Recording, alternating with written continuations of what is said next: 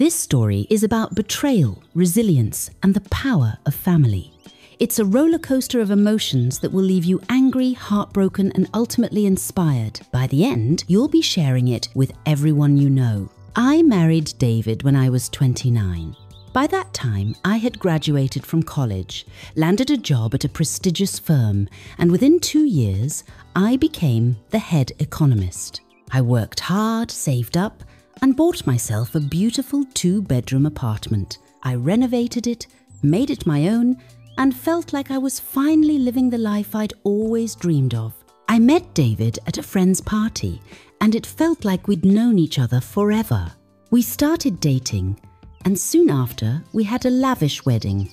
My parents, who were well off, spared no expense to make the day unforgettable. David's mother, on the other hand, didn't contribute a dime, but showed up with her entire extended family in tow. As a wedding gift, my parents gave us a house.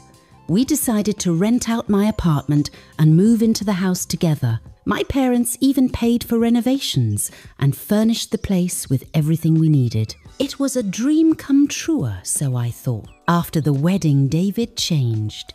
He became cold, distant, and even cruel. He started saying things like, "You should be grateful I married you," and demanded that I transfer all my property into his name or his mother's. When I refused, he threatened me. His mother joined in, showing up at our house to manipulate and intimidate me. I was devastated, but decided to take action. I took a vacation without telling anyone, but before I left, I confided in my parents. My dad, a retired military officer, told me to relax and not worried handle everything. While I was away, David and his mother went behind my back.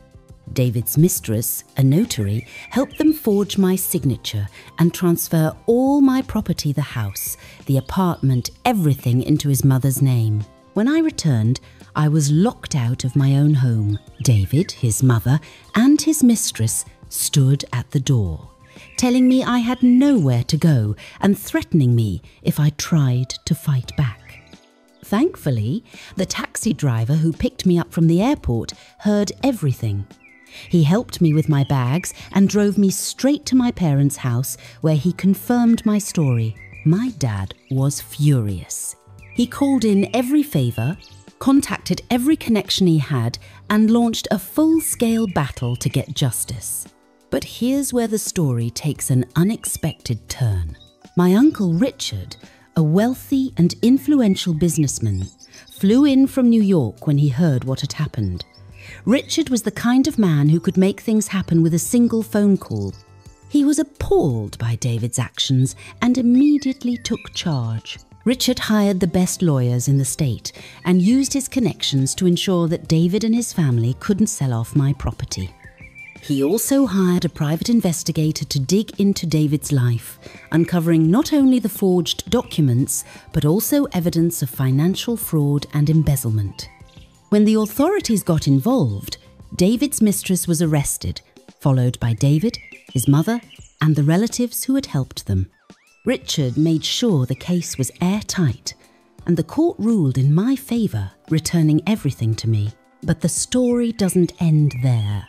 Richard, impressed by my resilience, offered me a position at one of his companies. "You've got a sharp mind and a strong heart," he told me. "I could use someone like you on my team." I accepted, and within months I was thriving in my new role. Meanwhile, my dad hired a bodyguard, a man named Alex, to protect me during the legal battle. Alex stayed by my side through it all, and over time we grew close. Even after the ordeal was over, he continued to look out for me. As for David, he and his family faced serious consequences. His mistress lost her notary license, and David's reputation was ruined. He tried to reach out to apologize, but I blocked him on everything. This story is a reminder that no matter how dark things get, there's always hope, and that family will always have your back. My dad fought for me like a lion, my Uncle Richard used his wealth and influence to ensure justice, and Alex became my rock. If this story moved you, leave a comment and share it with someone who needs a reminder that they're not alone.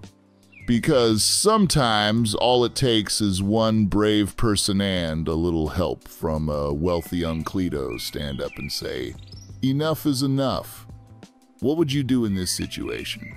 Share your thoughts and stories in the comments below.